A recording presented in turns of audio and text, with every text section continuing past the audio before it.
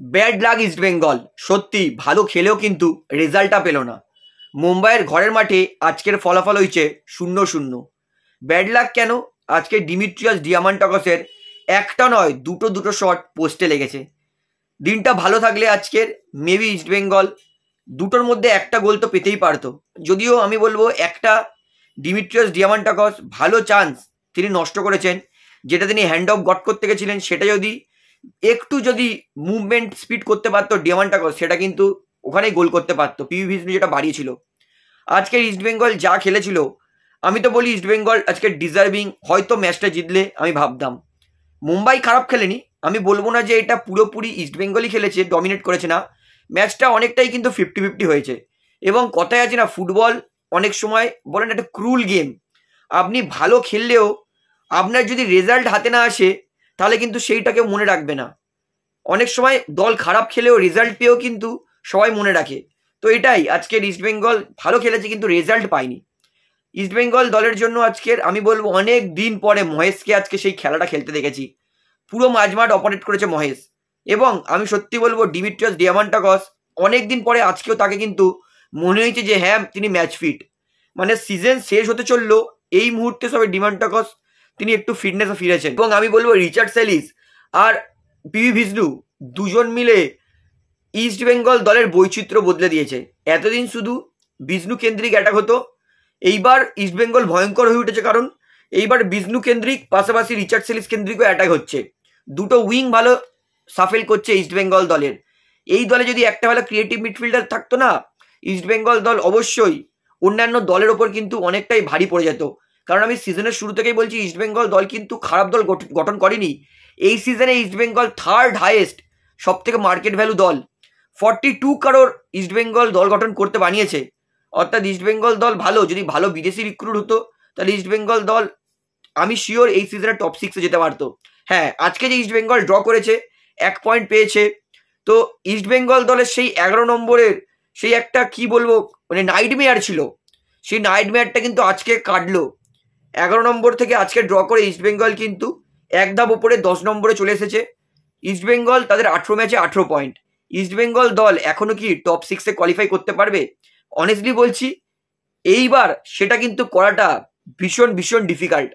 আমি বলবো ইস্ট বেঙ্গলের এই সিজনে টপ 6-এ কোয়ালিফাই করার সম্ভাবনা এই মুহূর্তে খুব জোর লেস দেন 10% আছে। কারণ টপ 6-এ বর্তমানে যে দলটা আছে মুম্বাই, তার পয়েন্ট হচ্ছে 18 ম্যাচে 28, আর ইস্ট বেঙ্গলের 18 ম্যাচে 18। অর্থাৎ টপ 6 দলটা অলরেডি কিন্তু 28 পয়েন্টে পৌঁছে গেছে। ইস্ট বেঙ্গল দল যদি লাস্ট 6টা ম্যাচের মধ্যে 4টে যেতে দেয়, তাহলে কিন্তু ইস্ট বেঙ্গলের সেক্ষেত্রে হবে 30 পয়েন্ট। 30 পয়েন্টে কিন্তু ইস্ট বেঙ্গল কোয়ালিফাই করতে পারবে না। কারণ অলরেডি 28 পয়েন্টে আছে মুম্বাই, ব্যাঙ্গালোর, নর্থ ইস্টরা। এরা তো একটা ম্যাচ জিতবেই, একটা ম্যাচ জিতলেই এদের পয়েন্ট 31 হয়ে যাবে। তাই আমি মনে করি এই বছর ইস্ট বেঙ্গল দলকে কিন্তু টপ 6 যাওয়ার জন্য মিনিমাম 33 পয়েন্টস লাগবেই। একটাই উপায় আছে, 33 পয়েন্ট করতে হবে ইস্ট বেঙ্গল, তাহলে কিন্তু ইস্ট বেঙ্গল কোয়ালিফাই করে যেতে পারে। 33 পয়েন্ট মাস্ট ইস্ট বেঙ্গলের নিডেড। সেই জন্য ইস্ট বেঙ্গল দলকে লাস্ট 6টার মধ্যে 5টাতে জিততে হবে। 6টার মধ্যে 5টাতে ইস্ট বেঙ্গল জিতলে ইস্ট বেঙ্গলের পয়েন্ট কত হবে তখন? 18 প্লাস 15 33। ওই এক ক্ষেত্রে ইস্ট বেঙ্গল 33 পয়েন্ট নিয়ে কিন্তু এই সিজনে টপ 6-এ কোয়ালিফাই করতে পারে। তার সম্ভাবনা কিন্তু খুবই কঠিন। কিন্তু একটা দল যার এত বড় ইতিহাস আছে, সেই দলকে যদি চ্যাম্পিয়ন হতে হয়, নামুমকিনকে মুমকিন করতে হবে। এবং আমি জানি ইস্ট বেঙ্গল দলের মধ্যে সেই ক্যালিব্রিটি আছে, ক্ষমতাটা আছে। তো ইস্ট বেঙ্গল দলকে কোয়ালিফাই করার জন্য টপ 6-এ লাস্ট 6টার মধ্যে 5টা যেহেতু 33 পয়েন্ট করো এবং ভগবানকে প্রে করো যাতে 33 পয়েন্ট নিয়ে টপ 6 কোয়ালিফাই হতে পারে, যেটা খুবই ডিফিকাল্ট। তবে বড় কিছু অ্যাচিভ করতে গেলে কিছু কঠিন কাজ অসাধ্যকে সাধ্য করতেই হবে। তো আপনার কি মনে হয় ইস্ট বেঙ্গল টপ 6-এ যেতে পারবে? সেটা আমাকে কমেন্টে জানাবেন। এইবারে বলি, আজকের যেটা নন্দা কুমার ইচ্ছাকৃত হাতে বল লাগিয়েছিল, ওইটাকে পেনাল্টি ছিল কি ছিল না? অনেকে মনে করতে পারে, এবং আমরা দেখেছি ম্যাচের পরে বারবার মুম্বাই সিটি এফসির হেড কোচ পিটার ক্র্যাটকে কিন্তু এটাকে পেনাল্টি বলে দাবি করছিল। কিন্তু অনেস্টলি বলছি ওটা পেনাল্টি ছিল না। অবশ্যই নান্দা ইচ্ছাকৃত হাত লাগিয়েছে, আমরা দেখেছি ইচ্ছা করে হাত বাড়িয়েছিল।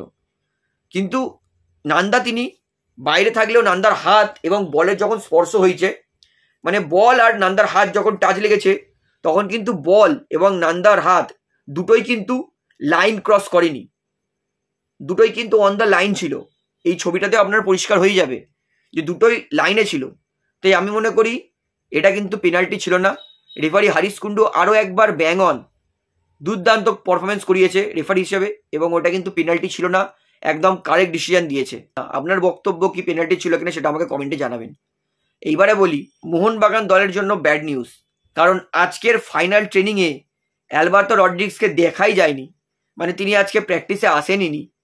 অর্থাৎ অ্যালবার্তো তিনি যেহেতু আজকে পুরোপুরি প্র্যাকটিস সেশনটাই মিস করেছেন, তাই আমি মনে করি যেহেতু নেক্সট ম্যাচ 13 নম্বর দলের বিরুদ্ধে আছে, এবং আমরা জানি এই বছর মোহামেডান কিন্তু মাত্র 8টা গোল করেছে, তাই আমি মনে করি বাড়তি ঝুঁকি নিচ্ছে না মলিনা।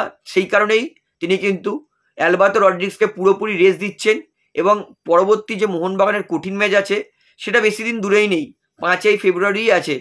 তো সেই ম্যাচের জন্য কিন্তু প্রিপেয়ার করছে এবং তৈরি রাখছে অ্যালবার্তো রড্রিগেজকে, এবং এই ম্যাচে কিন্তু পুরোপুরি রেস্ট দেবে বলেই মনে হচ্ছে অ্যালবার্তো রড্রিগেজকে। অর্থাৎ আরও একবার কিন্তু অ্যালবার্তো রড্রিগেজ তিনি চোটের জন্যই কিন্তু ছিটকে যাচ্ছেন। তাহলে বন্ধুরা ভিডিওটা এখানে শেষ করছি, আশা করি ভালো লাগলো। তো ভিডিওটি ভালো লাগলে অবশ্যই লাইক করুন, কমেন্ট করুন, শেয়ার করুন, এবং চ্যানেল নতুন সবাইকে অ্যাক্ট করতে অবশ্যই পাবলিক ভিউ কলকাতা এই চ্যানেলটিকে সাবস্ক্রাইব করে বেল আইকন প্রেস করে অল করে রাখবেন। ধন্যবাদ।